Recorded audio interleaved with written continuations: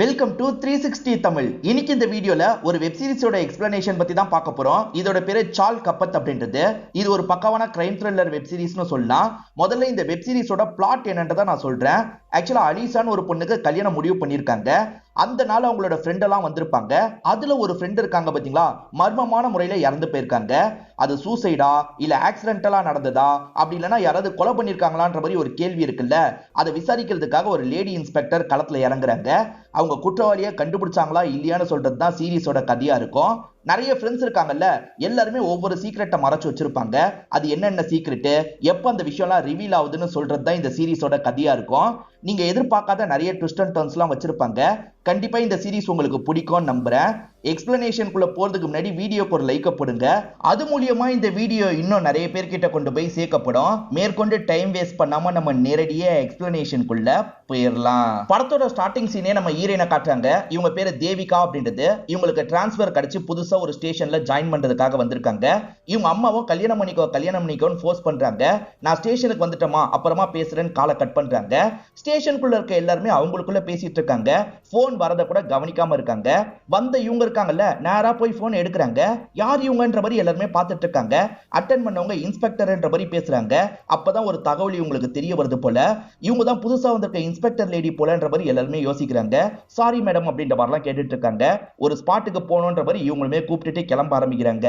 அலிஷான் ஒருத்தங்களுக்கு ஒரு இடத்துல கல்யாணம் பிளான் பண்ணிருப்பாங்க. அந்த இடத்துக்கு ஃப்ரெண்ட்ஸ் ஃபேமிலி நிறைய பேர் வந்திருப்பாங்க. அதுல ஃப்ரெண்டா வந்த ஷாலுன்ற ஒரு பொண்ணு தான் இறந்து போயிருக்கா. அவளை பொறுத்த வரைக்கும் இன்ஃப்ளூயன்சரா இருப்பா. பாடி எங்கன்ற மாதிரிலாம் கேக்குறாங்க. இப்ப எல்லாருமே சேர்ந்த மாதிரி பாடி இருக்கிற இடத்த காட்டுறாங்க. தண்ணில அடிச்ச மாதிரி பாடி கொஞ்சம் தள்ளி போயிருக்கு போல.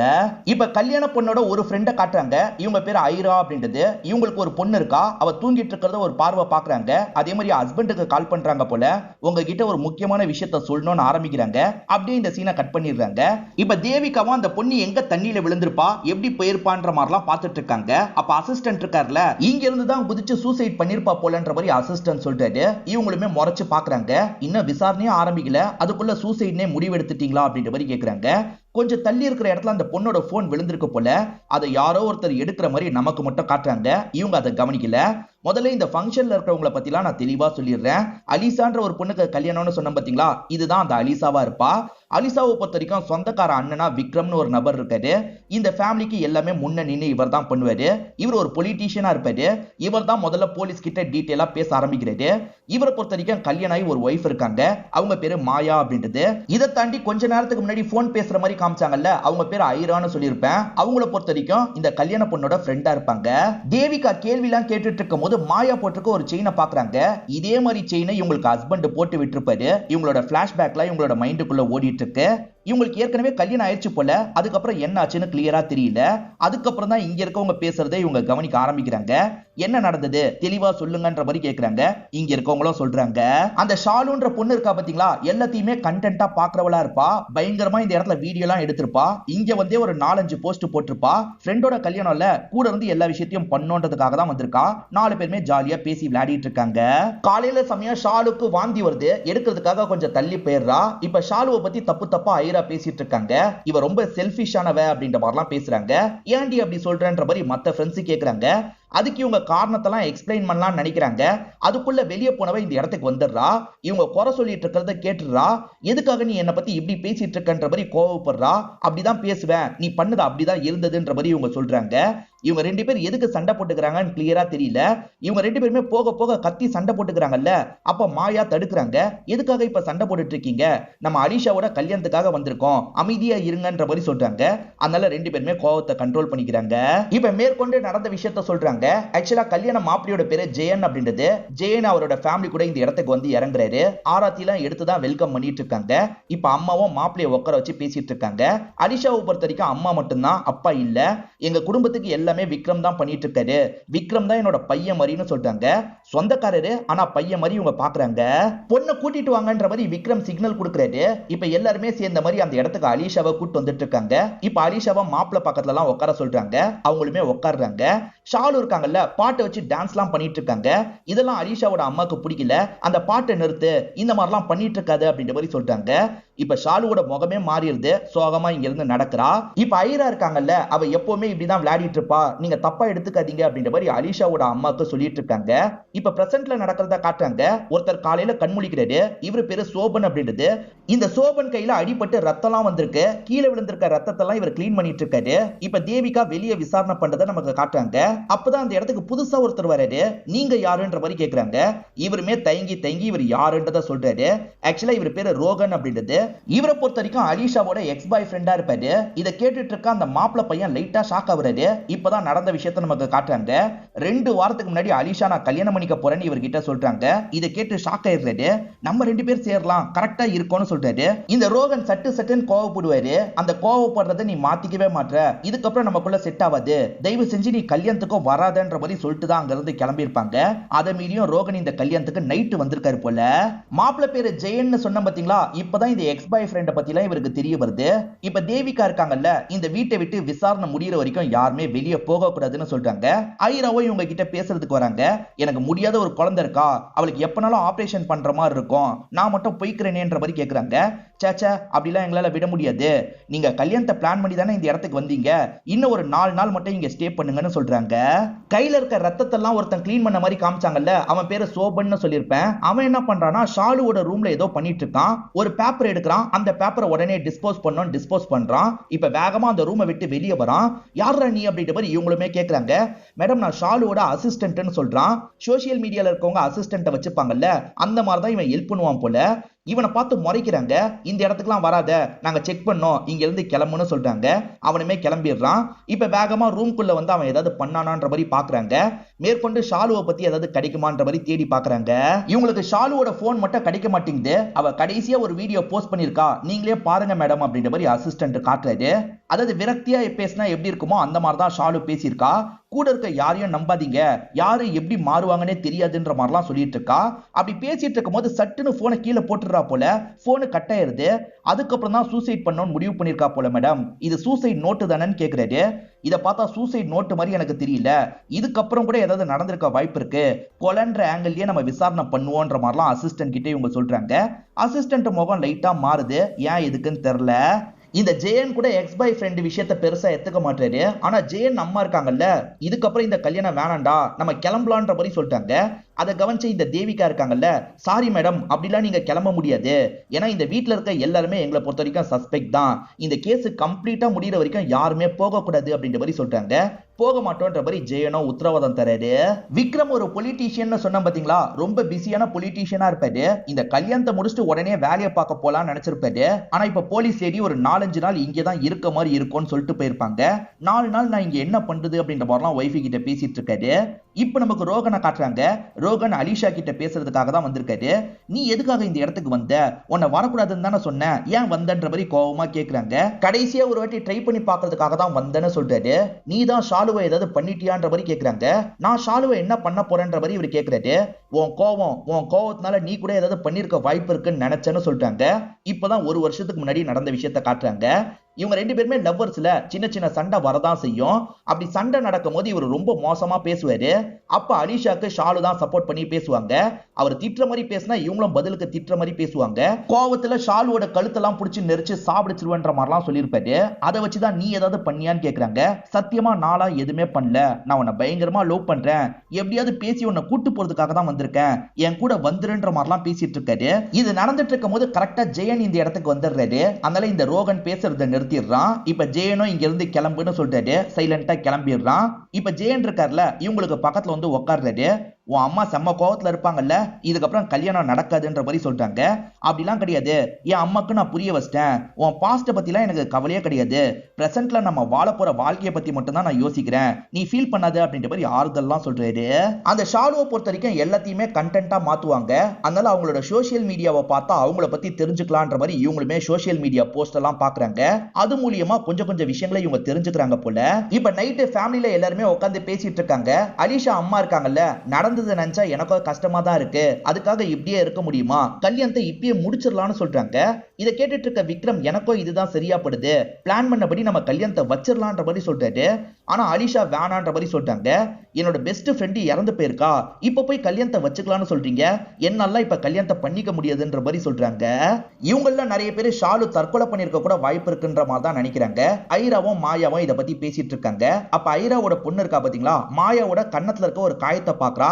என்ன ஆன்ட்டி காயன்ற மாதிரி கேக்குறா. அதெல்லாம் கேட்க கூடாது, அமைதியா இருன்ற மாதிரி ஐரா கண்ட்ரோல் பண்றாங்க. ஆக்சுவலா மாயாவோட ஹஸ்பண்ட் விக்ரம் இருக்கார்ல, எப்ப பாரு மாயாவை அடிப்பார் போல, அதனால தான் இந்த மாதிரி காயங்கள்லாம் இருக்கு. யாரோ போன் எடுத்தாங்க, ஃபேஸ கூட நமக்கு காட்டல, அது யாருன்னு இப்பதான் ரிவீல் பண்றாங்க. ஆக்சுவலா அந்த ரோகன் தான் போன் எடுத்திருப்பான். இப்ப நைட்டு நேரம் ரோகனோ போனை யூஸ் பண்ணி உள்ள இருக்க சாட் எல்லாம் பார்த்துட்டு இருக்கான். அப்ப சட்டுன்னு இந்த இடத்துக்கு இந்த அலிஷா வந்துடுறாங்க. அவ போன் எப்படி வாங்கிட்டு வந்ததுன்னு கேக்குறாங்க. கத்தாதன்ற மாதிரி இவரும் நிறுத்துறாரு. போன்ல இருக்க சில சாட் எல்லாம் காட்டுறாரு. ஆக்சுவலா அவங்க கிட்ட சாட் பண்ணும்போது அவங்களுக்கு வார்னிங் கொடுத்திருக்காரு. ஓவரா பேசாத, சாவடிச்சிருவான்ற மாதிரி வார்னிங் கொடுத்திருக்காரு. அத போலீஸ் வேற ஆங்கிள் யோசிச்சுட்டா என்ன பண்றது, அதனால தான் போனை பார்த்தோன்னே டெலீட் பண்றதுக்காக எடுத்துட்டேன்ற மாதிரி சொல்லிட்டாரு. சத்தியமா நான் ஷாலுவை எதுவுமே பண்ணலன்னு சொல்லிட்டாரு. நான் உன்னை கூட்டு போறதுக்காக தான் வந்திருக்கேன், ப்ளீஸ் என்ன ஏத்துக்கோன்ற மாதிரி கிஸ் பண்ற மாதிரிலாம் நெருங்கி வராரு. இதெல்லாம் லாங்ல இருந்து அந்த ஜெயன் கவனிக்கிறாரு, அதாவது கல்யாண மாப்பிள்ள கவனிக்கிறாரு. கொஞ்சம் அப்செட் ஆயிடுறாரு. இப்ப நமக்கு தேவிகாவை காட்டுறாங்க. சோசியல் மீடியால ஏதாவது கிடைக்குமான்ற மாதிரி பாக்குறாங்க. அவங்களுக்கு வந்திருக்க கமெண்ட் எல்லாம் நோட் பண்றாங்க. அதே மாதிரி அவங்களோட ஃப்ரெண்ட்ஸ் லிஸ்ட்ல இருக்கவங்க எல்லாம் நோட் பண்றாங்க. அப்படி நோட் பண்ணும்போது தான் ஒரு விஷயம் தெரியுது. கல்யாண மாப்பிள்ள ஜெயன் இருக்கார்ல, அவர் கூட இவங்களை ஃபாலோ பண்ணிட்டு இருந்திருக்காரு. இப்ப தேவிகாவும் வேலைக்கு கிளம்புறதுக்காக இன் பண்ணிட்டு இருக்காங்க. அப்ப வயித்துல ஒரு காயம் இருக்கு போல, அதை பத்தி யோசிச்சு பாக்குறாங்க. இவங்க ஹஸ்பண்ட் தான் டார்ச்சர் பண்ணி அந்த காயம் ஏற்பட்டதா என்னன்னு தெரியல. அதை பத்தி லைட்டா யோசிச்சு பாக்குறாங்க. இங்க இருந்து கிளம்ப ஆரம்பிக்கிறாங்க. போஸ்ட்மார்ட்டம் ரிப்போர்ட்ல 2 விஷயம் உங்களுக்கு கிடைக்குது. அந்த பொண்ணு நிறைய தூக்க மாத்திரை எடுத்திருக்கான்னு தெரிய வருது. அதே சமயம் அந்த பொண்ணு பிரெக்னன்ட்டா இருந்திருக்கான்றது தெரிய வருது. அப்படியே கட் பண்ணி சோபனை காட்டுறாங்க. அதாவது இறந்த பொண்ணோட அசிஸ்டன்ட்டை காட்டுறாங்க. அவன் தெரிச்சு இங்க இருந்து ஓடிட்டு இருக்கான். சிம்ம கழட்டி போட்டுட்டு ஓடணும்ன்ற மாதிரி வேகமா இங்க இருந்து ஓடிட்டு இருக்கான். இப்ப தேவிகாவும் இந்த வீட்டுக்கு வந்துடுறாங்க. இந்த வீட்டுல இருக்க எல்லார்கிட்டயும் தனித்தனியா பேசி பார்க்கணும்னு நினைக்கிறாங்க. ஒவ்வொருத்தரா நான் கூப்பிடும் போது வந்தா போதும்ன்ற மாதிரி சொல்றாங்க. இப்ப ஒவ்வொருத்தரா வராங்க. இவங்களுமே பேசி பார்க்க ஆரம்பிக்கிறாங்க. இவங்க மூலியமா அந்த ஷாலுவை பத்தி எக்ஸ்ட்ரா சில டீடைல் தெரிஞ்சுக்கலாம்னு நினைக்கிறாங்க. அந்த ஷாலு ஆளு எப்படின்ற மாதிரி ஒவ்வொருத்தர்கிட்டயா கேக்குறாங்க. மத்தவங்க சொல்றத பெருசா நமக்கு காட்ட மாட்டாங்க. 2 பேர் சொல்றத நமக்கு தெளிவா காட்டுறாங்க. அதாவது ஐரான ஒரு ஃப்ரெண்ட் இருந்தா பாத்தீங்களா, அவ என்ன சொல்றானா, அவ சரியான செல்ஃபிஷ். அதே மாதிரி அவளை பொறுத்த வரைக்கும் எல்லா ஆண்கள் கிட்டயும் ஃப்ளர்ட் பண்ணுவா, நிறைய ஆண்கள் கூட ரிலேஷன்ஷிப்ல எல்லாம் இருந்தான்ற மாதிரி சொல்றாங்க. இப்ப அடுத்ததா இவங்க மாயா கிட்ட பேசுறத நமக்கு காட்டுறாங்க. மாயா இவங்க கிட்ட பேசிட்டு இருக்கும் போது காயத்தை லைட்டா மறைக்கிறாங்க. மறைக்கணும்ன்ற அவசியம் இல்ல மாயா, நான் ஏற்கனவே அந்த காயத்தை பார்த்துட்டேன்ற மாதிரி இவங்க சொல்றாங்க. அத பத்திலாம் எனக்கு தேவையில்ல, நீங்க ஷாலுவை பத்தி சொல்லுங்கன்ற மாதிரி கேட்டு தெரிஞ்சுக்கிறாங்க. ஷாலு சூசைட் பண்ணிருக்க வாய்ப்பு இல்ல, ஏன்னா அவ வயித்துல குழந்தை இருந்திருக்குன்ற மாதிரி சொல்றாங்க. இது கேட்கிற மாயா ஷாக் ஆகுறாங்க. ஆக்சுவலா மாயாக்கு 2 வாட்டி மிஸ்கேரேஜ் ஏற்பட்டிருக்கும். உன்னை நீ ஸ்ட்ரெயின் பண்ணிக்காத, குழந்தை பிறக்கலனா விடுன்ற மாதிரிலாம் அவ சொல்லியிருப்பா. அதெல்லாம் இவங்களோட மைண்ட்ல ஓடிட்டு இருக்கு. அவ பிரெக்னன்ட்டா இருந்தா என்கிட்ட சொல்லியிருப்பாளே, ஏன் சொல்லலன்ற மாதிரிலாம் இவங்க யோசிச்சுட்டு இருக்காங்க. இப்ப எல்லார்கிட்டயும் பேசி முடிச்ச ஹீரோயின் கீழே வந்துட்டு இருக்காங்க. அப்ப ஐராவோட பொண்ணு பிகு இருக்கா பாத்தீங்களா, இவங்க கிட்ட பேசுறா. என்கிட்ட எல்லாம் விசாரிக்க மாட்டீங்களான்னு கேக்குறா. இவங்களுமே சும்மா ஃப்ரெண்ட்லியா அந்த பொண்ணை கட்டி பிடிக்கிறாங்க. இவங்களுமே ஒரு காலத்துல பிரெக்னன்ட்டா இருந்திருக்காங்கன்ற மாதிரி நமக்கு காட்டுறாங்க. குழந்தை என்னாச்சு ஏதாச்சுன்றதுலாம் கிளியரா தெரியல. ஆக்சுவலா இப்ப வேற ஒரு விஷயத்தை இவங்க சொல்றாங்க. இறந்து போன பொண்ணு பிரெக்னன்ட்டா இருக்கா, வீட்டுல இருக்க எல்லா ஆண்களோட சாம்பிளையும் எடுக்கணும்ன்ற மாதிரி சொல்றாங்க. ஏன் சாம்பிள குடியான்ற மாதிரி விக்ரம் கேக்குறாரு. அதான் எல்லாரோட சாம்பிளையும் எடுக்கணும்னு சொல்றேன்ல, உங்களோட சாம்பிளையும் நீங்க தர மாதிரி இருக்கும்ன்ற மாதிரி சொல்லிடுறாங்க. இந்த ஜெயன் இருக்காரு பாத்தீங்களா, அந்த ஷாலுவை ஃபாலோ பண்ணிட்டு இருக்காரு. ஆனா இவங்க கேட்கும் போது என்ன சொல்றாருன்னா, அலிஷா மூலியமா தான் எனக்கு ஷாலுவை தெரியும், அதுக்கு முன்னாடி எல்லாம் எனக்கு பெருசா தெரியாதுன்ற மாதிரி சொல்றாரு. இவங்களுமே இதை மனசுக்குள்ள வச்சுக்கிறாங்க. எல்லார்கிட்டயுமே இவங்க சாம்பிள் எடுக்க சொன்னாங்க பாத்தீங்களா, ஆளுங்க எடுத்திருக்காங்க. எல்லாருமே தனித்தனியா சாம்பிள்லாம் தந்துடுறாங்க. ஒரு நிச்சயம் ஃபங்க்ஷன் முடிஞ்சதுக்கு அப்புறம் தான் ஷாலு இறந்து போயிருப்பாங்க. அந்த ஃபங்க்ஷன்ல ஒருத்தர் வேலை பார்த்திருப்பாரு. அவர்கிட்ட விசாரிச்சு பார்க்கலாம்னு விசாரிச்சு பாக்குறாங்க. அவருமே கவனிச்ச விஷயத்த லைட்டா இவங்க கிட்ட சொல்லிட்டாரு. ஃபங்க்ஷன் முடிஞ்சு சொந்தக்காரங்களாம் கிளம்பிடுறாங்க. இந்த 4 லேடிஸ் நின்று பேசிட்டு இருக்காங்க.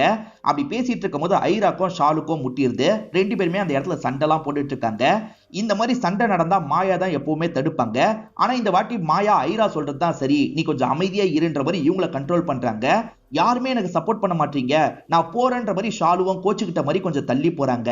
ஷாலு நடந்து போயிட்டு இருக்கும் போது அசிஸ்டன்ட் சோபன் ஃபாலோ பண்றான். இவர்கிட்ட இருந்து ட்ரிங்க்ஸ் எல்லாம் எடுத்து குடிச்சிட்டு தான் ஃபாலோ பண்ணிருப்பான். அவங்கள நிறுத்தி பேசுறான். என்ன பேசுறான்னு தெரியல. அவங்க 2 பேருக்குள்ள லைட்டா சண்டை மாதிரிலாம் ஏற்படுது. இது எல்லாத்தையும் லாங்ல இருந்து தான் நான் கவனிச்சேன், அதுக்கப்புறம் என்ன ஆச்சுன்னு தெரியலன்னு சொல்றாரு. ஆமால நம்ம சோபனை மறந்தே போயிட்டோம், அந்த சோபன் எங்க போனா அப்படின்ற மாதிரி இவங்களுமே இந்த இடத்துல யோசிக்கிறாங்க. அந்த சோபன் எங்க இருந்தாலும் கண்டுபிடிங்கன்ற மாதிரி ஆளுங்க கிட்ட சொல்லிடுறாங்க. அதே மாதிரி உன்கிட்ட பேசணும் வான்ற மாதிரி ரோகனை கூட்டு போறாங்க. ரோகனை எதுக்காக கூட்டு போறாங்கன்னு எல்லாருமே பார்த்துட்டு இருக்காங்க. ஐராவோட ஹஸ்பண்ட் இருக்காருல, குழந்தைய கூப்பிட்டு சீக்கிரமா ஊருக்கு வான்ற மாதிரி கூப்பிட்டுக்கிட்டே இருக்காரு போல. விக்ரம் உங்களுக்கு தான் இன்சூரன்ஸ் இருக்குல்ல, அதை பயன்படுத்தி எப்படியாவது என்ன மட்டும் போக வைங்க ப்ளீஸ் விக்ரம் புரிஞ்சுக்கோங்கன்ற மாதிரிலாம் கேக்குறாங்க. நான் ட்ரை பண்ணி பாக்குறேன்ற மாதிரி விக்ரமும் சொல்றாரு. சோபனை புடிச்சிடுறாங்க போல. சோபனோட பிளட் டெஸ்டையும் இவங்க எடுத்துடுறாங்க. இப்ப சோபன் கிட்ட என்ன நடந்தது ஒழுங்கு மரியாதையா சொல்லுன்ற மாதிரிலாம் கேக்குறாங்க. இவரை ஃபாலோ பண்ணி போனது உண்மைதான் போல. ரெண்டு பேருமே பேசியிருக்காங்க. பேசினதுக்கு அப்புறம் இவர் கோவத்துல கையை முறுக்கியிருக்காரு. அப்படிதான் இவரோட கையை கீறி இருக்கு. ஆனா அதை பத்தி எல்லாம் சொல்ல மாட்டாரு. உள்ளுக்குள்ள மட்டும் தான் அதை யோசிக்கிறாரு. இவங்க திரும்ப திரும்ப கேக்குறாங்க, அப்பயும் சொல்ல மாட்டாரு. அந்த வீட்டுல எல்லாருமே சேர்ந்த மாதிரி சாப்பிட்டுட்டு இருக்காங்க. அப்ப தேவிகாவோட அசிஸ்டன்ட் இந்த இடத்துக்கு வந்திருக்காரு. வந்தவர் எல்லா ரூமையும் செக் பண்ணணும்னு சொல்லிட்டாரு. ரோகன் தான் அந்த போனை எடுத்து வச்சிருந்தான் அப்படின்ற மாதிரி நமக்கு காமிச்சாங்க பாத்தீங்களா. இவர் செக் பண்ணதுல ரோகன் ரூம்ல அந்த போன் கிடைச்சிருக்கு. ஷாலுவோட போனை அவன் தான் எடுத்து வச்சிருக்கான்ற மாதிரிலாம் சொல்லிட்டு இங்க இருந்து கிளம்புறாரு. ரோகனை இவங்க ஸ்டேஷனுக்கு கூட்டு வந்தாங்க பாத்தீங்களா. லாயரை வச்சு தான் பேசுவேன்ற மாதிரி சொல்லியிருப்பாரு. அதனால லாயரை இந்த இடத்துக்கு வர வச்சிடுறாங்க. ஆக்சுவலா போனை இவர் எடுத்து வச்சிருந்தது மட்டும் பிரச்சனை கிடையாது. அதுக்கு முன்னாடியே ஒரு பிரச்சனை நடந்திருக்கு. அந்த ஷாலு ஒரு கஃபேல சோகமா உட்கார்ந்துட்டு இருக்க மாதிரி ஒரு போட்டோ போட்டிருப்பாங்க. அந்த நாள் கஃபேல சிசிடிவி ஃபுட்டேஜை செக் பண்ணுங்கன்னு சொல்லியிருப்பாங்க. செக் பண்ணதுல இவங்களுக்கு ஒரு விஷயம் கிடைச்சிருக்கு. இதை நீயே பாருன்ற மாதிரி இவங்களுமே ரோகன் கிட்ட அதை காட்டுறாங்க. அப்பதான் என்ன நடந்தது அப்படின்றத நமக்குமே தெளிவா காட்டுறாங்க. ஆக்சுவலா ரோகன் இவங்களை கூப்பிட்டு பேசுறாரு. அவ கூட நான் சேர்ந்துருவேன், நீ தான் நடுவுல இருந்து டிஸ்டர்ப் பண்ற, வேலைக்கு போன்னு சொல்லிட்டாரு. ஆனா அவங்க கேட்க மாட்டேன்ற மாதிரிலாம் சொல்லிட்டு இருக்காங்க. கோவத்துல இவருமே தண்ணி அவங்க மூஞ்சில ஊத்திட்டு போயிருப்பாரு. நீங்க அடிஷா கூட திரும்பி சேர்றதுக்கு இவ தடியா இருந்திருக்கா, அதனால நீங்க இவ மேல கோவத்துல இருந்திருக்கீங்க, அதனாலதான் இவளை சாவடிச்சிருக்கீங்க, மயக்க மாத்திர மாதிரி எதையோ தந்து தண்ணியில தள்ளி விட்டுருக்கீங்க, உண்மையை ஒத்துக்கோங்கன்ற மாதிரிலாம் கேக்குறாங்க. நான்லாம் இந்த விஷயத்த பண்ணலன்ற மாதிரி இவர் சொல்றாரு. நீங்க இந்த மாதிரிலாம் யோசிப்பீங்கன்றதுக்காக தான் அந்த போன் எடுத்து மெசேஜ் எல்லாம் டெலீட் பண்ணேன்னு சொல்றாரு. ஷாலுவை பொறுத்த வரைக்கும் 25 வயசு தான் இருக்கும். 25 வயசு பொண்ணுக்கு என்ன மேடம் ப்ராப்ளம், அவளுக்கு வேண்டியவங்க கிட்டயாவது ப்ராப்ளத்தை சொல்லிருக்கலாம்ல அப்படின்ற மாதிரி இவங்களோட அசிஸ்டன்ட் லேடி கேட்டுட்டு இருக்காங்க. அப்ப இவங்க பிரெக்னன்ட்டா இருந்து அழுதுட்டு இருக்க மாதிரிலாம் இவங்களுக்கு தோணுது. தேவிகா என்ன சொல்றாங்கன்னா, சில சமயம் நம்ம கூட இருக்கவங்க கூட நம்மள புரிஞ்சுக்க மாட்டாங்கன்ற மாதிரி சொல்றாங்க. இவங்களோட பாஸ்ட்ல நடந்ததை வச்சுதான் அப்படி சொல்றாங்க. என்னன்றது கிளியரா தெரியல. இப்ப அந்த வீட்டுக்கிட்ட வராங்க. அந்த வீட்டுல ஒரு வயசான பாட்டி இருக்காங்க. அவங்களுக்கு மறதி ப்ராப்ளம்லாம் இருக்கும். நீ யாருமா, அலிஷாவோட ஃப்ரெண்டான்ற மாதிரிலாம் இவங்க கிட்ட கேட்டுட்டு இருக்காங்க. ஃப்ரெண்டு மாதிரி தான் அப்படின்ற மாதிரி இவங்களும் சொல்லிட்டு வீட்டுக்குள்ள வந்துடுறாங்க. இப்ப விக்ரம் இருக்காரு பாத்தீங்களா, சோபன் கடஸ்டானான்னு கேக்குறாரு. இவங்களும் கடஸ்டான்ற மாதிரி சொல்றாங்க. அதே சமயம் ரோகனை எதுக்காக கூட்டு போனாங்கன்றதையும் சொல்லிட்டு இருக்காங்க. இவங்க வந்திருக்காங்கன்னு தெரிஞ்சோன்னே இப்ப அலிஷா இருக்காங்கல்ல, பேசுறதுக்காக இந்த இடத்துக்கு வந்துடுறாங்க. ரோகனை எதுக்காக தூக்குனீங்கன்ற மாதிரிலாம் கேக்குறாங்க. அந்த கஃபேல வயலண்டா நடந்துகிட்டாரு பாத்தீங்களா, அந்த ஃபுட்டேஜை காட்டுறாங்க. அவர் கூட ஷாலுவை ஏதாவது பண்ணிருக்க வாய்ப்பு இருக்குன்னு சொல்றாங்க. ஆனா அலிஷா இருக்காங்கல்ல, அவன் அப்படிலாம் கிடையாது, அவனை சின்ன வயசுல இருந்தே எனக்கு தெரியும்ன்ற மாதிரிலாம் சொல்றாங்க. கொஞ்சம் சப்போர்ட்டிவாலாம் பேசிட்டு இருக்காங்க.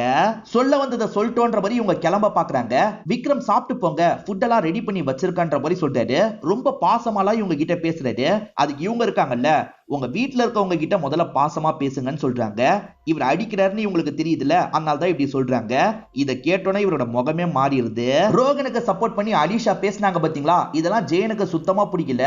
நீ என்ன அவனுக்கு அவ்வளவு சப்போர்ட் பண்றன்ற மாதிரி கேக்குறாரு.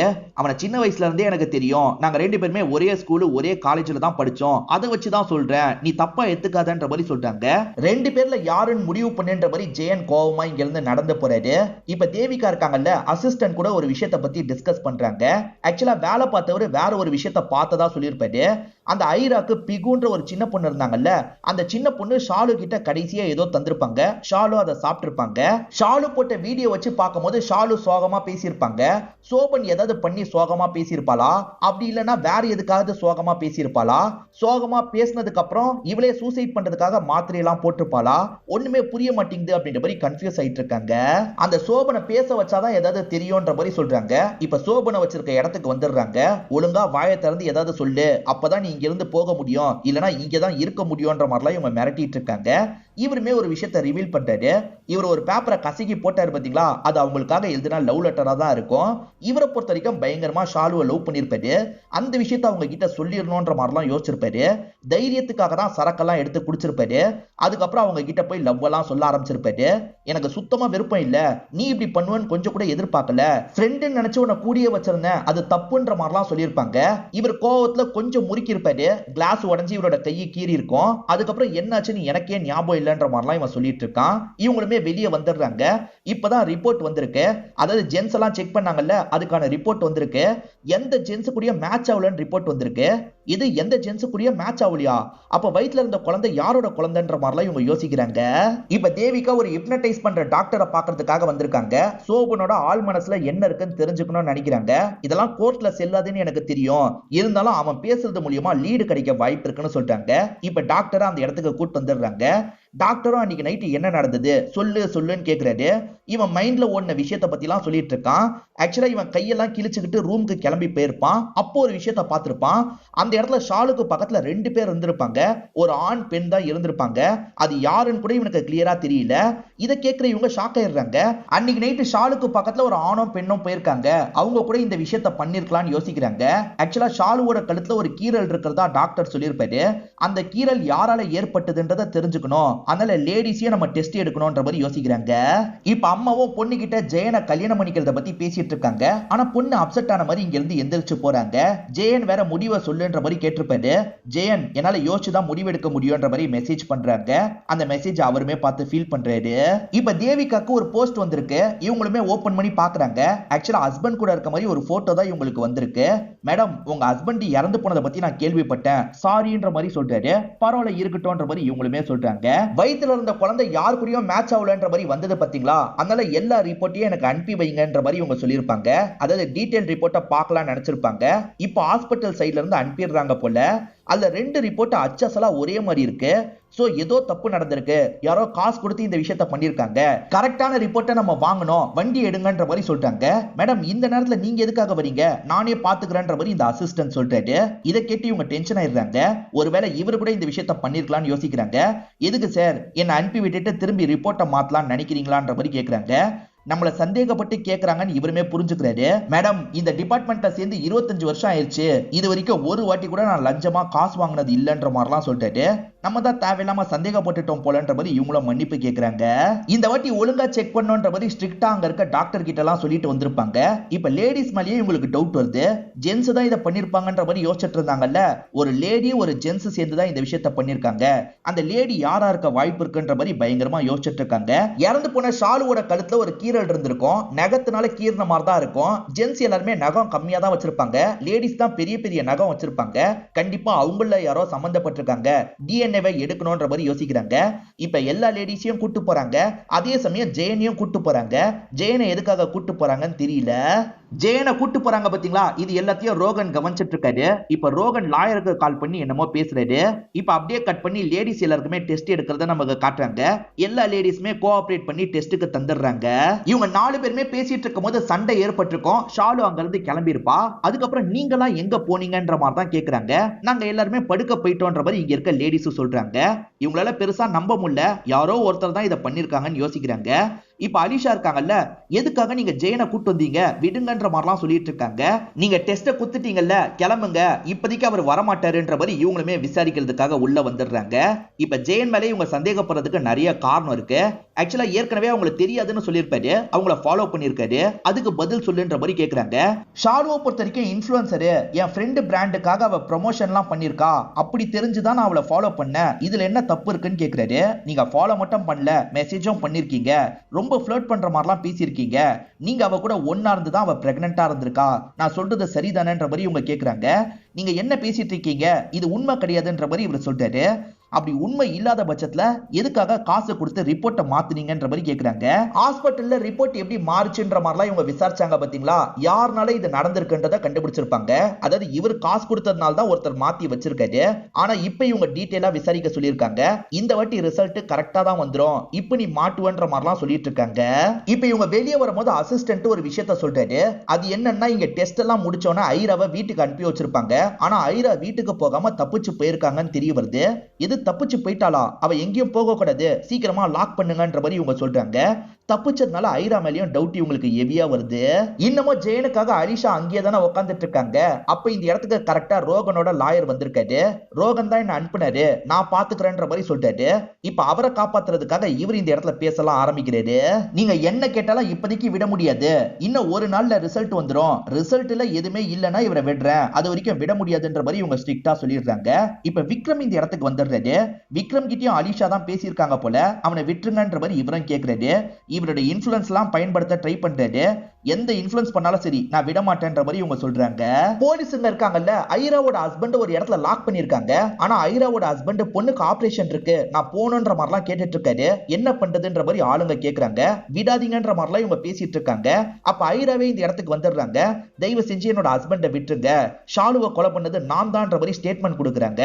எது நீயான்ற மாதிரி இவங்களுமே உட்கார வச்சு பேசுறாங்க. முதல்ல கால் பண்ணி என்னோட ஹஸ்பண்டை விட சொல்லுங்க மேடம், என் பொண்ணுக்கு இப்பதான் ஆபரேஷன் நடக்கிறதுக்கான ஏற்பாடுலாம் நடந்திருக்கு, ப்ளீஸ் மேடம், இதை விட்டுட்டா இன்னொன்னு வாட்டி டோனர் கிடைக்கிறது கஷ்டமாயிடும்ன்ற மாதிரிலாம் சொல்றாங்க. சரின்ற மாதிரி ஈரனும் இந்த இடத்துல ஏத்துக்கிறாங்க.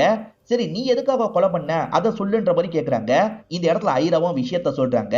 அந்த ஷாலு இருக்கா பாத்தீங்களா, இவங்களோட பொண்ணை கண்டென்ட்டுக்காக யூஸ் பண்ணுவா. இந்த பொண்ணுக்கு ஹார்ட் ப்ராப்ளம் இருக்குல்ல, அதெல்லாம் வீடியோல பேசி போடுவா. இது மூலியமா எனக்கு ஹெல்ப் பண்றதா சொன்னா, வருமானம் கிடைக்கும்ல, அது மூலியமா ஆபரேஷனை நானே பண்றேன்னு சொன்னா. 2 வருஷமா ஏமாத்திட்டா, கடைசி வரைக்கும் அவ பண்ணவே இல்ல. அப்பதான் அவ சேனலை வளர்க்கறதுக்காக இதெல்லாம் பண்ணிருக்கான்னு தெரிஞ்சது. அந்த கோபத்தினால தான் அவளை சாவடிச்சேன்னு சொல்றாங்க. அவ கூட சண்டை போட்டதும் இதுக்குதான் அப்படின்ற மாதிரி சொல்றாங்க. அப்ப நீங்க தான் அவளை தண்ணிக்குள்ள தள்ளி விட்டீங்களான்ற மாதிரி கேக்குறாங்க. ஆமான்ற மாதிரி ஐரா சொல்றாங்க. சரி நீங்க என்ன மாத்திரையை அவளுக்கு கலந்து தந்தீங்கன்ற மாதிரி கேக்குறாங்க. அதுக்கு ஐராவால பதில் சொல்ல முடியல. ரொம்ப நேரம் யோசிச்சுக்கிட்டே இருக்காங்க. நீங்க தானே கலந்து தந்தீங்க, எதுக்காக சொல்ல மாட்டீங்க சொல்லுங்கன்னு கேக்குறாங்க. மேடம் அதெல்லாம் தெரியல, ஆனா நான் தான் பண்ணேன்ற மாதிரி சொல்றாங்க. இப்படி சொல்றதை வச்சு பார்த்தா ஐரா பண்ணலன்ற மாதிரி இவங்களுக்கு தோணுது. இவங்களுமே இங்க இருந்து எந்திரிச்சு போக ஆரம்பிக்கிறாங்க. இப்ப விக்ரம் இங்க இருந்து கிளம்புறதுக்காக வேக வேகமா திங்ஸ் எல்லாம் எடுத்து வச்சிட்டு இருக்காரு. கண்டிப்பா போகணுமான்னு ஒய்ஃப் கேக்குறாங்க. போகணும்னு சொல்றேன்லன்ற மாதிரி பலார்னு கண்ணத்திலே அறையிறாரு. எனக்கு கரெக்டான ரிப்போர்ட் வேணும்ன்ற மாதிரி ஸ்ட்ரிக்டா கேட்டாங்கல்ல, இப்ப கரெக்டான ரிப்போர்ட் கிடைச்சிருது. ஆக்சுவலா விக்ரம் தான் ஷாலுவோட வயிற்றுல இருந்த குழந்தைக்கு காரணம் தெரிஞ்சிருது. இப்ப விக்ரம தூக்கலான்னு வந்தா விக்ரம் வீட்டை விட்டு தப்பிச்சு போயிட்டாருன்னு தெரிய வருது. நாங்க கவனிக்காத போது போயிட்டாருன்னு வீட்டுல இருக்கவங்க சொல்றாங்க. எப்படியாவது விக்ரம கண்டுபிடிக்கணும்ன்ற மாதிரி இவங்க யோசிக்கிறாங்க. எல்லா இடத்தையும் அலர்ட் பண்ணுங்க, விக்ரமையும் ஒய்ஃபையும் பிடிக்கணும்ன்ற மாதிரி சொல்றாங்க. ஆளுங்களும் ஏத்துக்கிறாங்க. ஹாஸ்பிட்டல்ல இருக்கவங்களை இன்ஃப்ளூயன்ஸ் பண்ணது இந்த ஜெயன் தான். ஆனா ஜெயன் அவருக்காக இன்ஃப்ளூயன்ஸ் பண்ணிருக்க மாட்டாரு, விக்ரம காப்பாத்துறதுக்காக இன்ஃப்ளூயன்ஸ் பண்ணிருப்பாரு. இப்பதான் ஒரு விஷயத்தை நமக்கு ரிவீல் பண்றாங்க. நீங்க இந்த வீட்டோட மாப்பிளையா வர போறீங்க, நானும் ஏறக்குறைய இந்த வீட்டோட மாப்பிள மாதிரி தான். நம்மளுக்குள்ள எல்லாமே அண்டர்ஸ்டாண்டிங்கா இருக்கணும், நம்ம 2 பேருமே சேர்ந்து வேலைலாம் பார்ப்போன்ற மாதிரி வேலையில இவரெல்லாம் கூட சேர்த்திருப்பாரு. அதுக்கு ஹெல்ப் பண்ற விதமா தான் இந்த விஷயத்தை இவர் பண்ணிருப்பாரு. விக்ரம் நீ பண்ணுன்ற மாதிரி கேட்டிருப்பாரு, இவருமே அதை பண்ணி தந்திருப்பாரு. அந்த நகை கீறலுக்கு யாரு காரணம்னு தெரியல, சீக்கிரமா விசாரிங்கன்ற மாதிரி அந்த டாக்டர்ஸ்க்கு சொல்லிடுறாங்க. அதே மாதிரி அந்த விக்ரம் எங்க இருந்தாலும் கண்டுபிடிங்கன்ற மாதிரி எல்லா இடத்துலயும் அலர்ட்லாம் பண்ணிட்டு இருக்காங்க. விக்ரம் ஒய்ஃபு கூட கார்ல வேகமா போயிட்டு இருக்காரு. ஆனா ஒரு செக்கிங் நடக்கிற இடத்துல இந்த விக்ரம் மாட்டிக்கிறாரு. அங்க இருக்க ஆளுங்களும் இவங்க 2 பேரையும் லாக் பண்ணிடுறாங்க. இப்ப 2 பேரையும் அதே வீட்டுக்கு கூட்டு வந்துடுறாங்க. அந்த வீட்டுல ஈரன் போலீஸ் ட்ரெஸ் போட்ட மாதிரி இவங்களுக்காக வெயிட் பண்ணிட்டு இருக்காங்க. விசாரணை ஆரம்பிக்கலாமான்ற மாதிரி இவரை பார்த்து கேக்குறாங்க. இப்ப இவரை உட்கார வச்சு பேச ஆரம்பிக்கிறாங்க. விக்ரம் ஆமா, ஷாலுவோட பிரெக்னன்சிக்கு நான் தான் காரணம், ஆனா இல்ல நான் தப்பு எதுவுமே பண்ணல, 2 பேரோட விருப்பப்படி தான் இது நடந்தது, ஷாலுவோட சாவுக்கும் எனக்கும் எந்த ஒரு சம்பந்தமும் இல்லைன்னு சொல்றாரு. போய் சொல்லாதீங்க, ஷாலுவை நீங்க தான் ஏதோ பண்ணிருக்கீங்கன்ற மாதிரி இவங்களுமே கொஸ்டின்லாம் பண்ணிட்டு இருக்காங்க. இதே சமயம் இவரோட ஒய்ஃப் கிட்டயும் பேசிட்டு இருக்காங்க. ஷாலுவோட பிரெக்னன்சிக்கு உங்க ஹஸ்பண்ட் தான் காரணம், ஷாலுவை இவர் ஏதாவது பண்ணிருக்க வாய்ப்பு இருக்கான்ற மாதிரிலாம் கேக்குறாங்க. என் ஹஸ்பண்ட்லாம் அப்படி பண்ணிருக்கவே மாட்டாருன்ற மாதிரி இந்த இடத்துல இந்த ஒய்ஃபுமே சொல்லிட்டு இருக்காங்க. ஷாலுவோட பிரெக்னன்சிக்கு நான் காரணம் மட்டும்தான் உங்களால ப்ரூவ் பண்ண முடியும், ஷாலுவோட சாவுக்கு நான் காரணம்னு உங்களால ப்ரூவ் பண்ண முடியாது, முடிஞ்சதை பாத்துக்கோங்கன்ற மாதிரிலாம் விக்ரம் தெனாவட்டா பேசிட்டு இருக்காரு. அப்போ ஒய்ஃப் இந்த இடத்துக்கு கோபமா வராங்க. இவன் தான் இந்த விஷயத்த பண்ணா, இதுக்கப்புறமா என்னால மறைக்க முடியாது, இந்த ஆடியோவை நீங்களே கேளுங்கன்ற மாதிரி ஒரு ஆடியோவை இந்த இடத்துல ப்ளே பண்ணி காட்டுறாங்க. அந்த விக்ரம் இருக்கார்ல, இத சூசைடா மாத்திர வேலையை நான் பாத்துக்கிறேன்ற மாதிரி சொல்றாரு. ஒய்ஃப் இந்த எவிடன்ஸ போலீஸ் கிட்ட காமிச்சிட்டாங்கல்ல, இவருமே கோவப்படுறாரு. ஒய்ஃப் அடிக்கிறதுக்காக வராரு. என் முன்னாடி அடிச்சீங்கன்னா அவ்வளவுதான் அப்படின்ற மாதிரி இந்த இடத்துல இவங்க சொல்றாங்க. இவருமே அடிக்கிறத நிறுத்திடுறாரு. இப்ப ஆளுங்க கூட்டு போயிடுறாங்க. ஒய்ஃப் கிட்ட உங்களுக்கு இதெல்லாம் எப்படி தெரியும்ன்ற மாதிரி கேக்குறாங்க. ஷாலு என்னால பிரெக்னன்ட் ஆயிட்டா, கல்யாணம் பண்ணிக்க சொல்லி டார்ச்சர் பண்ணா, அதனால தான் நான் இப்படி பண்ணிட்டேன், இதை யார்கிட்டயாவது சொல்லணும்னு நினைச்ச உன்னை சாவுடிச்சிருவேன்னு மிரட்டினாரு, அதனால தான் இவ்வளவு நாள் சொல்லாம அமைதியா இருந்தன்ற மாதிரிலாம் இவங்க சொல்லிட்டு இருக்காங்க. பயங்கரமா ஃபீல் பண்ணி அழுதுட்டு இருக்காங்க. அப்பதான் ஹீரோயின் இருக்காங்கல்ல, ரொம்ப நடிக்காதீங்க, பண்ணது நீங்க தான், உங்க ஹஸ்பண்ட் ஹெல்ப் பண்ணிருக்காரு, எனக்கு தெரிஞ்சிருச்சுன்ற மாதிரி சொல்றாங்க. ஏன்னா அவங்களோட கழுத்துல ஒரு கீறல் இருந்ததுல, அந்த கீறல் இவங்களால தான் ஏற்பட்டிருக்கும், ஒழுங்கு மரியாதையா உண்மையை சொல்லுங்கன்ற மாதிரி கேக்குறாங்க. இதை கேட்டோன்னா மாயாவோட முகம் டோட்டலா மாறிடுது. என்ன கண்டுபிடிச்சிட்டாங்கன்ற மாதிரி மாயா பாக்குறாங்க. இப்பதான் மாயாவும் நடந்த விஷயத்த சொல்றாங்க. தண்ணி குடிக்கிறதுக்காக மாயா வெளியே வந்திருப்பாங்க. அப்பதான் விக்ரம் இருக்காருல, ஷாலுவோட வயிற்றுல கைய வச்ச மாதிரிலாம் பேசிட்டு இருக்காரு. கண்டிப்பா நான் உன்னை கல்யாணம் பண்ணிக்கிறேன்ற மாதிரி தான் பேசிட்டு இருக்காரு. இதெல்லாம் பாக்குற இவங்களுக்கு ஷாக்கிங்கா இருக்கு. இவங்களுக்கு ஏற்கனவே 2 வாட்டி மிஸ்கேரேஜ் ஆயிருச்சுல்ல, இதுக்கப்புறமும் குழந்தைக்கு ட்ரை பண்ணி உன் உடம்பை கெடுத்துக்காதன்ற மாதிரி அவ சொல்லியிருப்பா. இவ வயிற்றுல குழந்தை இருக்குல்ல, அதனால தான் அப்படி சொல்லியிருக்கான்ற மாதிரி இவங்களுக்கு கோவம் வந்திருக்கும். இவங்களுமே சப்போர்ட் பண்ணாம திட்டிருப்பாங்க. இதனால தான் ஷாலு அப்செட் ஆன மாதிரி கிளம்பி இருப்பா. மாயா திட்டினதுனால ஷாலு இன்னமும் அப்செட் ஆயிடுவா. எவ்வளவு சீக்கிரம் முடியுமோ அவ்வளவு சீக்கிரம் என்ன கல்யாணம் பண்ணிக்கிறீங்க, அப்படி இல்லைன்னு வச்சுக்கோங்க, என் வயிற்றுல இருக்க குழந்தைக்கு நீங்க தான் அப்பான்றதை எல்லார்கிட்டயும் சொல்லிடுவேன்ற மாதிரி சொல்றாங்க. இவருமே கொஞ்சம் ஷாக் ஆகுறாரு. மாயா இருக்காங்கல்ல, அந்த பாட்டியோட மாத்திரையெல்லாம் கலந்து ஒரு ஸ்வீட் மாதிரி ரெடி பண்றாங்க. இத ஷாலு அக்கா கிட்ட கொடுத்துறன்ற மாதிரி சின்ன பொண்ணு கிட்ட தராங்க. அந்த சின்ன பொண்ணுமே ஷாலு கிட்ட போய் தரா. ஷாலு பாக்குறாங்க, அந்த இடத்துல விக்ரமும் நிக்கிறார்ல, விக்ரம் தான் சமாதான பத்திரத்துக்காக தந்திருக்காரு போலன்னு யோசிக்கிறாங்க. இதுக்கப்புறம் தான் சோபன் ப்ரப்போஸ் பண்றதுக்கு ட்ரை பண்ணிருப்பாரு. சோபன் மேலே இவங்க கோவப்பட்டிருப்பாங்க. கூட இருந்தவன் இப்படி பண்ணிட்டானேன்னு யோசிச்சிருப்பாங்க. இதனால தான் அந்த போஸ்டெல்லாம் இவங்க ரெக்கார்ட் பண்ணிட்டு இருந்திருப்பாங்க. ரெக்கார்ட் பண்ணி முடிக்கலாம்னு நினைக்கும் போது யாரோ போனை தள்ளி விடுறாங்க. அப்படிதான் போன் ஆஃப் ஆயிருக்கும். பார்த்தா அந்த இடத்துக்கு இந்த மாயா தான் வந்திருக்காங்க. எனக்கே துரோகம் பண்ணிட்டலன்ற மாதிரி கேக்குறாங்க. மாயா, நான் வேணும்ட்டே பண்ணல, விக்ரம் தான் இதுக்கு காரணம்ன்ற மாதிரிலாம் இவங்க சொல்றாங்க. நீ என்ன சொன்னாலும் ஏத்துக்க மாட்டேன், எனக்கு துரோகம் பண்ண நீ உயிரோட இருக்கக்கூடாது, சாவுடி அப்படின்ற மாதிரி பிடிச்சி தள்ளி விடுறாங்க. ஏற்கனவே அந்த மாத்திரை எஃபெக்ட்ல தான் இவங்க இருந்திருப்பாங்க. இந்த டைம்ல தான் அந்த கீறலுமே ஏற்பட்டிருக்கும். ஏற்கனவே மாத்திரைலாம் எடுத்ததுனால தண்ணிக்குள்ள விழுந்தவங்க தத்தளிச்சிட்டு இருக்காங்க. மயக்கம்லாம் வருது. ஒரு ஸ்டேஜ்ல செத்து போயிடுறாங்க. அப்பதான் விக்ரம் இந்த இடத்துக்கு வந்துடுறாரு. ஒய்ஃப் தான் இந்த விஷயத்த பண்ணாங்கன்றத விக்ரம் பாத்துடுறாரு. என்னதான் ஹஸ்பண்ட் அபியூசிவா இருந்தாலும் பரவாயில்ல, ஹஸ்பண்டை விட்டு கொடுக்க முடியாதுன்றதுக்காக இப்படி பண்ணிருக்காங்க போல. இப்ப ஹஸ்பண்ட் பக்கத்துல வந்து பேசுறாரு. கவலைப்படாத, சூசைட் மாதிரி இதை மாத்தி அப்படியே கேஸை முடிச்சிடலான்ற மாதிரி சொல்லிட்டு இருக்காரு. இப்படி இவர் சொல்லிட்டு இருக்கிறத இவருக்கே தெரியாம இவங்க ரெக்கார்ட் பண்றாங்க. ஒருவேளை மாற்ற நிலைமை வந்ததுன்னா அப்போ கூட ஹஸ்பண்ட மாட்டி விட்டுலாம்னு யோசிச்சிருப்பாங்க. அதுக்காக தான் இவங்க ஹஸ்பண்ட் தான் இந்த விஷயத்த பண்ணாருன்ற மாதிரி திடீர்னு அந்த ரெக்கார்டிங் மட்டும் காமிச்சிருப்பாங்க. இவங்க பேசின எல்லா விஷயத்தையும் அழிச்சிருப்பாங்க. ஹஸ்பண்ட் இன்ஃப்ளூயன்ஸை பயன்படுத்தி எப்படியோ இந்த கேஸை அமைக்கிடுவாருன்ற மாதிரி தான் ஒய்ஃப் யோசிச்சிருப்பாங்க. ஆனா அவராலேயே அமைக்கிருக்க முடிஞ்சிருக்காது, மாட்டிருப்பாரு. இப்ப இவங்களுமே கூட சேர்ந்து மாட்டிக்கிட்டாங்கன்ற மாதிரி நமக்கு காட்டுறாங்க. இப்ப குற்றவாளியை கண்டுபிடிச்சிட்டாங்கல்ல, கேஸ் முடிஞ்சிருது. இப்ப நம்ம ஹீரோயின் மட்டும் தனியா ஒரு இடத்துக்கு வந்துடுறாங்க. இவங்க பிளாஷ்பேக்கை யோசிச்சு பாக்குறாங்க. இவங்களை பொறுத்த வரைக்கும் ஒரு ஹஸ்பண்ட் இருப்பாரு, ரொம்ப கேரிங்கா தான் இவங்களை பார்த்துட்டு இருந்திருப்பாரு. ஆனா அவரை விட இவங்க லைஃப்ல முன்னேற ஆரம்பிக்கிறாங்க. அது இவருக்கு சுத்தமா பிடிக்க மாட்டேங்குது. எப்ப பாரு கோவப்பட்டுக்கிட்டே இருக்காரு.